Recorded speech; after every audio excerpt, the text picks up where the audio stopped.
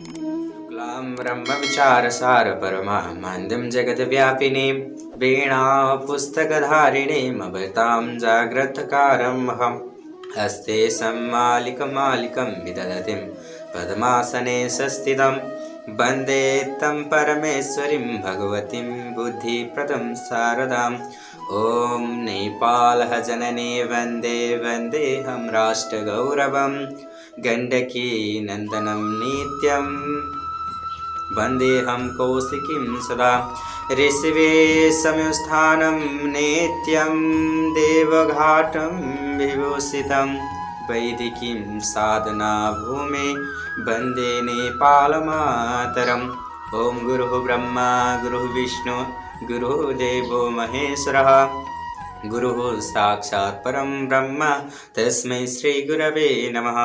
वक्रतुण्ड महाकाय सूर्यकोटिसमं प्रभा निर्विघ्नं कुरु मे देव सर्वकार्येषु सर्वदा। या देवी सर्वभूतेषु मातृरूपेण संस्थिता नमः तस्यै नमः तस्यै नमो नमः।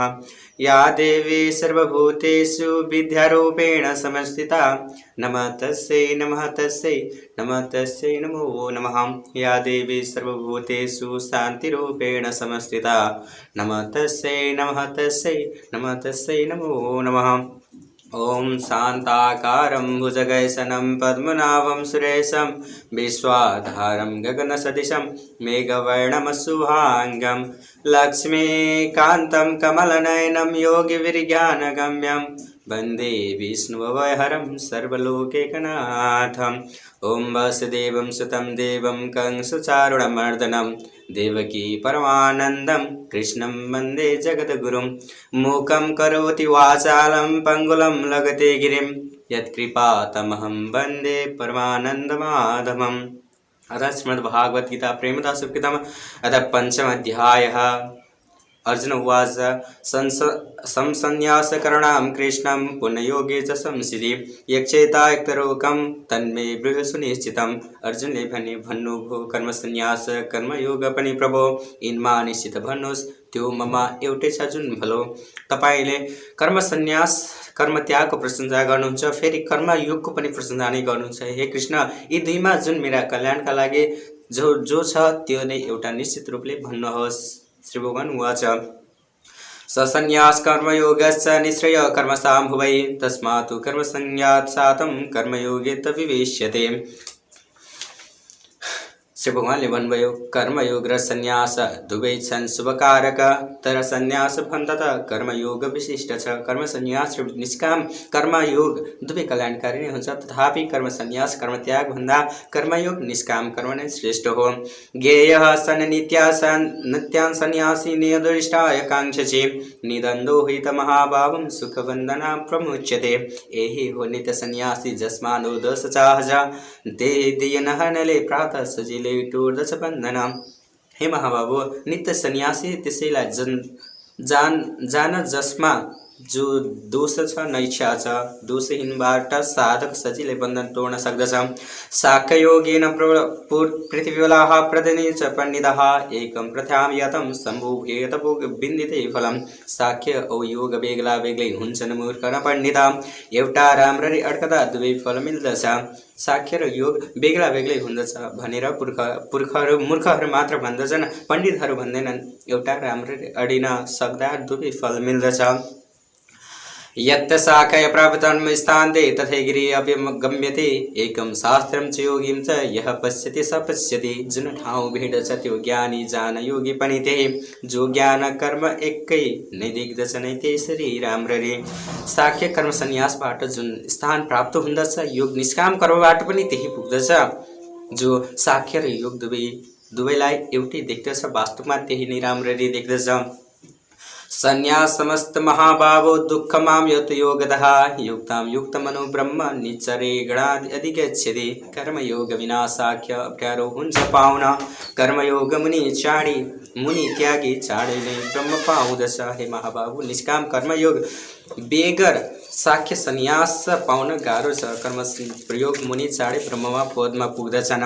योगयुक्त विशुद्धात्मा विजितात्मा त जितेन्द्रियः सर्वभूतात्मा कुटिय लिप्यन्ते च लिपीयते जितेको इन्द्रिय वै चित्तै योगी शुद्धता सज्जना गर्दा पनि लिपिन्नन्त्यो भूतात्मा आत्मभावना आफूलाई र इन्द्रियहरूलाई जित्ने शुद्ध स्थकरण भएको र सबैका आत्मालाई बराबर देख्ने कर्मयोगी कर्म गरेरै पनि त्यसमा लिपिँदैनन्। नैव किश्चन चम्याति भवदायत् कस्तोश्चिन पृथभिन्त सुधिस्थानम् ईषति जन गदाछि साम्वजनः योगी तत्त्व जुनु जानुन् म केही गर्दिनँ देख्नु छुनु सुन्नु सुङ्नु खानु हिँड्नु र सुत्नु र तथा योगीहरू यस्तो भाव लिउन् म केही पनि गर्दिनँ देख्नु छुनु सुन्नु सुङ्नु खानु हिँड्नु र सुत्नु प्रवैतं संगृतां गृहान्ति निष्पितापनिः इन्द्रियाणि महादेतु वर्तन्त इति धारेणः साहसभेनु तथा बोल्नु लिनु छुनु र चिम्लनु हेर्नु र इन्द्रियार्थमै रहनु इन्द्रियहरूमै सास फेर्नु बोल्नु लिनु छोड्नु र चिम्लनु र यी कार्यहरू इन्द्रियहरूमै आफै इन्द्रियार्थमा रहेर गर्दछन् यस्तो जानुन। ब्रह्ममाधाय संगाति समायस्थिति चैकयव लिप्यते न सापेम प्रपद्यामि भावसः त्यागी आसक्ति ब्रह्म में सुम्पी जो कर्म गर्दछ पानीको पदबाट झैँ पापबाट उब्जदछ जो कामहरूबाट अर्पण ब्रह्म अर्पण गरेर असङ्ग भई कर्महरू गर्दछन् त्यो पानीको कमलपात जस्तै पापबाट अल्पित रहन्छ। कायेन मनसा बुद्ध्या कैलेवेरन्तरभिः योगी न कर्मकुति सङ्गता संज्ञाते विशुद्धता आत्मने कर्म इन्द्रियवत् बुद्धि तन्मन योगी गर्दछन् ती कर्म सँगै आत्मा शुद्ध खातिर तन्मन बुद्धि र इन्द्रियहरूले पनि आसक्त भई योगीहरू आत्माको सिद्धका खातिर कर्म गर्दछन्। युक्तम कर्मफलम यक्त्वा शान्तिमाप्तो निनिष्ठकै युक्तम कर्मकर्मणं फले सक्तो निवेद्यते कर्म त्यजी योगी शान्ति कैलव्य पाउँदछ बादिन्छन् कर्मद्वारा थियो अयोगी फल इच्छुक जो योगी कर्मफलहरू त्यागेर कैवल्य शक्ति पाउँदछन् कल्यवे शान्ति पाउँदछन् योगी फलमा आसक्त भए त्यसका सकाम कर्मद्वारा बाधिन्छन्। सर्वकर्माणि कर्मणसः संन्यासस्ते मनः संकिति नवद्वारे पुरे देहे नैव कुन्मारकारे मनले कर्म त्यागेर खुसी सुखी हुन्छन् जितेन्द्रिया नौ ढोके घरमा बस्दछन् न गर्दछन् न गराउँदछन्। इन्द्रियहरूलाई जित्ने व्यक्ति मनबाट सबै कर्महरूलाई त्यागेर खुसी हुँदछन् र नौ ढोका भएको देहरूपी घरमा बसिरहन्छन् ऊ केही पनि गर्दैनन् र गराउँदैनन् पनि।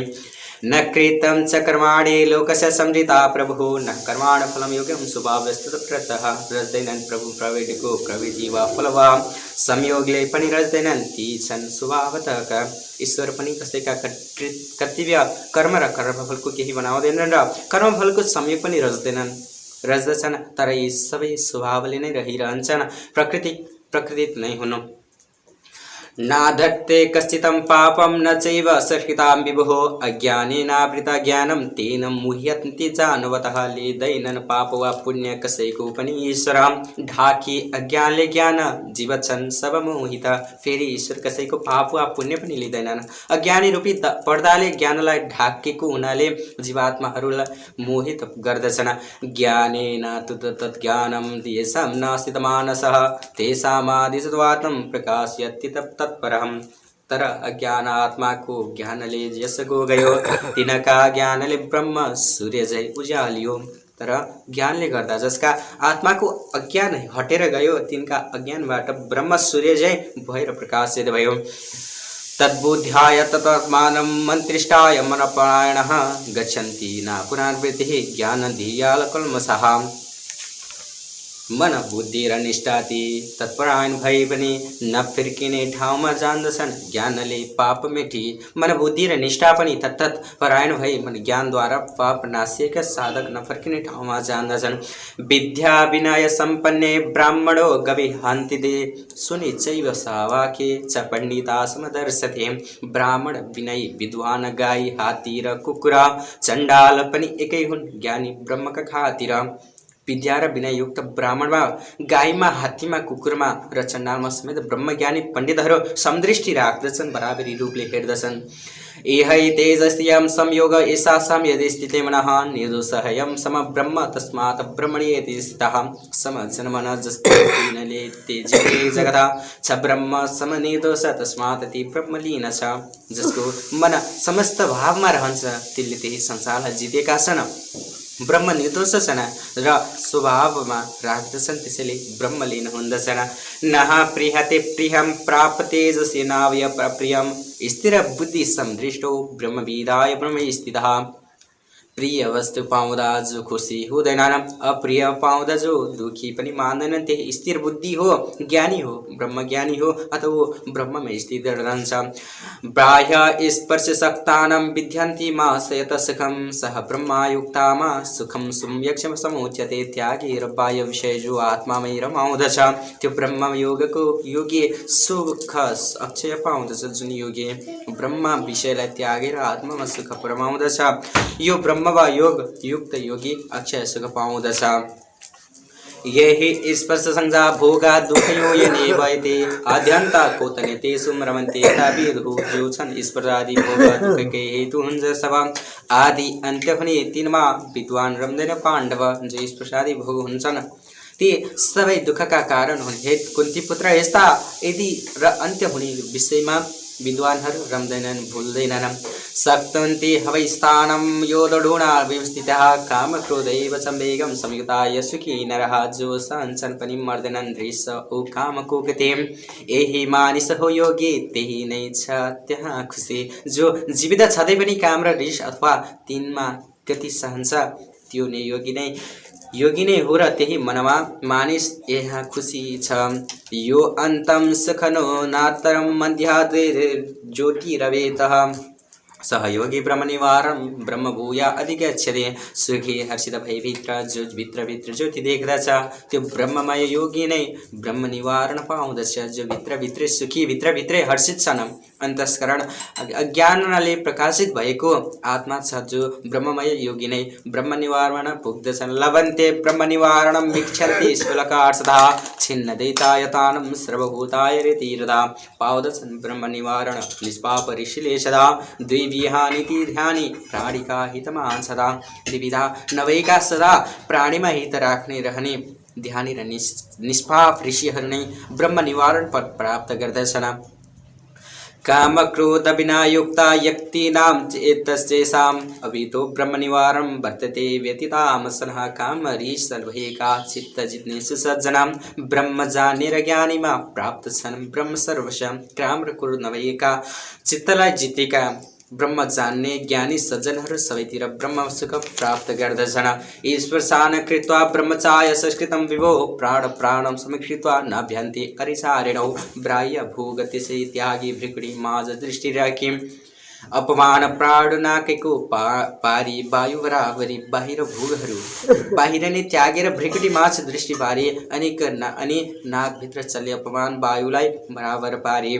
एतन्द्रिय मनोबुद्धि निपक्षरा पारणाय विगते इच्छाय भर क्रोधम सहसि सदा युक्ता एव सह। मन इन्द्रिय बुद्धि जिद्यो जुन मनुले बुझा, त्यो मोक्षार्थी जिते इच्छा काम सब विमुक्त छ। जुन मुक्ति मुनिले इन्द्रिय र सब मुनि व्यक्तिहरू सबैलाई जित्यो अनि इच्छा र कामलाई पनि जिते। जो क्रोध रहेछ त्यो मोक्ष भएको इच्छा भएको व्यक्ति सदा विमुक्त छ। भोक्तां तं यगतापदं सर्वलोक महेश्वरं समृद्धिश्च सर्वभूतानां ज्ञात्वा मासदि गच्छति। तपस्या यज्ञको भोक्ता सारा लोक महेश्वर। सबैको भित्र मलाई जान्नेमा शान्ति मिल्दछ। यज्ञ र तपस्या भोक्ता सारा लोकहरूको ईश्वर सबै प्राणीहरूको मित्र सदृह मलाई जानेमा जान्दा शान्ति मिल्दछ। यति श्रीमद् भागवत गीता प्रेमदास विवृतम नेपाली पद्य गद्वान्वाद प्रेम गीता अन्तर्गत कर्म संन्यास योग नाम पंचम अध्याय समाप्ति। मूकं करोति वाचालं पंगुलं लगते गिरिं यत्कृपातमहं वन्दे परमानन्दमाधवम्।